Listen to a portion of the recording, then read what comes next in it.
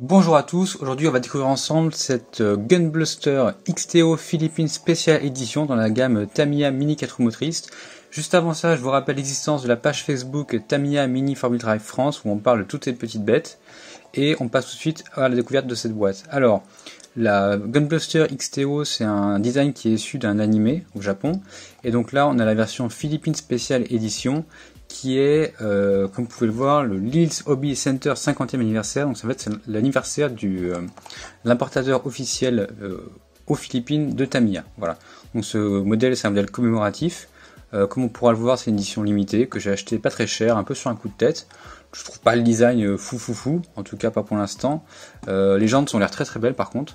Mais voilà, j'ai acheté sur un coup de tête, édition limitée, je me suis dit c'est l'occasion.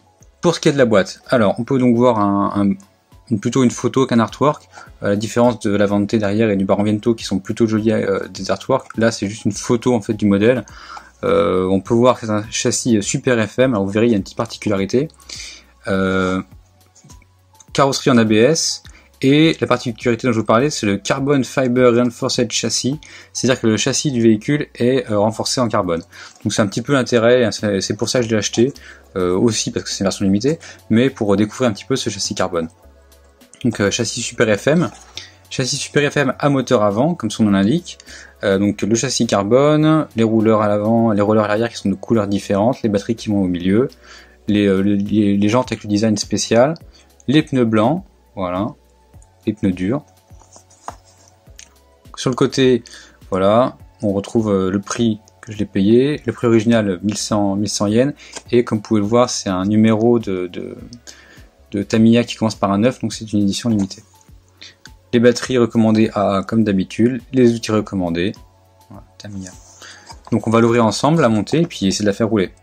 C'est parti pour l'ouverture de la boîte de ce Gunbluster XTO Philippines Special Edition.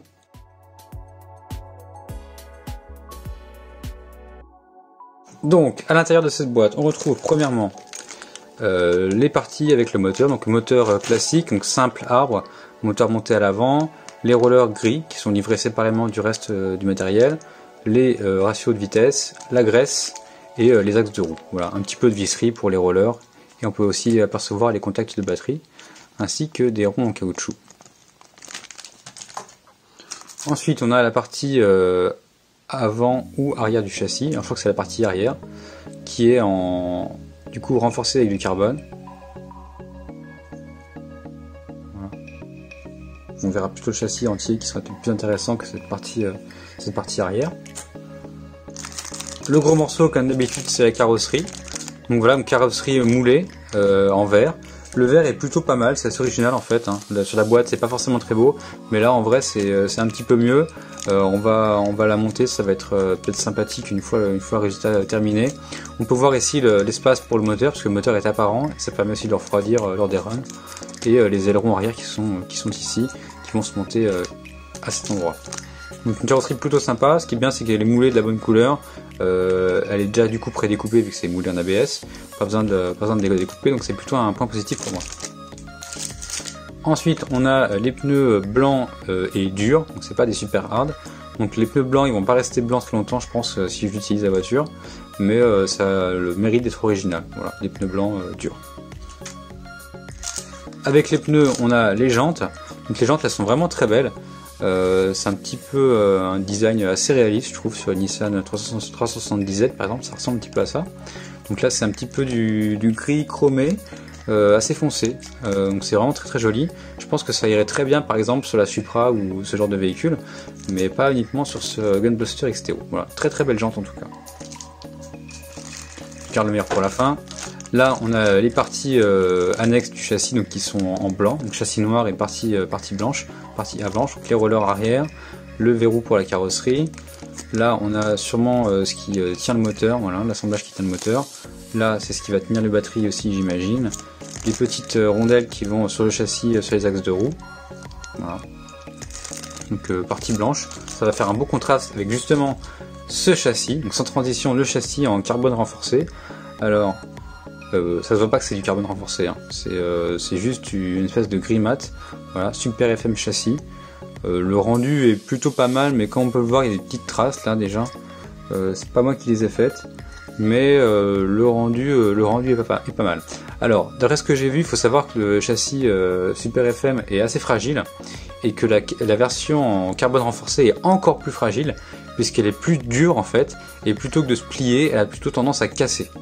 Donc voilà, donc là en fait c'est pour la petite histoire, le châssis en carbone renforcé est plus fragile que le châssis standard. Voilà, c'est l'histoire originale, donc on peut voir la date, la 96 Tamiya. Donc voilà pour ce châssis renforcé, avec un rendu plutôt correct. Voilà, je sais pas si je vais rouler beaucoup avec de toute façon, mais c'était pour avoir cette édition limitée. Ensuite, les stickers, donc stickers brillants, look assez vintage, hein, le vert avec les rayures, c'est assez vintage. On peut voir le Lille's Hobby Center, ils ont leur propre sticker, 50e anniversaire, donc cette version commémorative est plutôt sympathique et c'est pour ça que je choisis de l'acheter. Au niveau de la notice, on va passer rapidement dessus parce que c'est un petit peu toujours pareil. Voilà. Premièrement la carrosserie, ensuite le châssis, donc avec la transmission, les roues. Au dos, on a les contacts de batterie, le moteur avec les engrenages qui vont avec, le support moteur.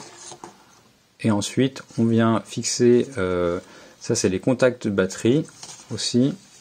La partie arrière avec les rollers, donc elle est éventuellement optionnelle si vous voulez juste faire un modèle pour la déco et pas besoin de la mettre.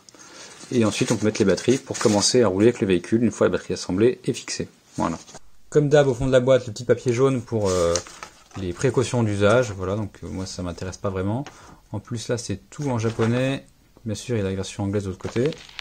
Et au fond de la boîte on a encore des petites informations importantes concernant ce kit. Qui sont typiquement des instructions de montage, des précautions à prendre. On la monte ensemble et puis on voit ce que ça donne une fois montée.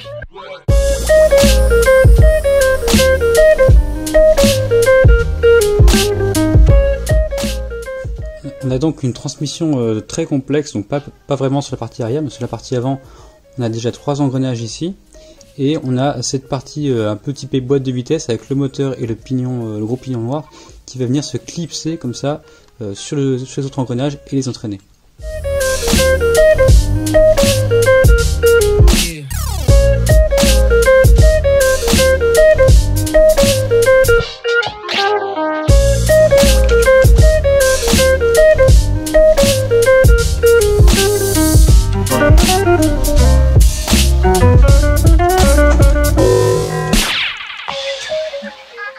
Donc voilà pour l'assemblage de la Gunbluster XTO Philippines Special Edition. Alors le résultat final est plutôt correct on va dire. Le travail sur les stickers est assez compliqué mais je m'en suis plutôt très bien sorti, donc ça c'est assez satisfaisant. Maintenant la prochaine étape ça va être de laisser sur la piste, je vais voir si je peux le faire. Néanmoins le modèle monté franchement avec le blanc là, je trouve que le blanc est vraiment très joli. Le contraste blanc-noir rend vraiment très bien. Par contre les pneus vont rester blancs assez peu longtemps suivant l'utilisation que vous en avez.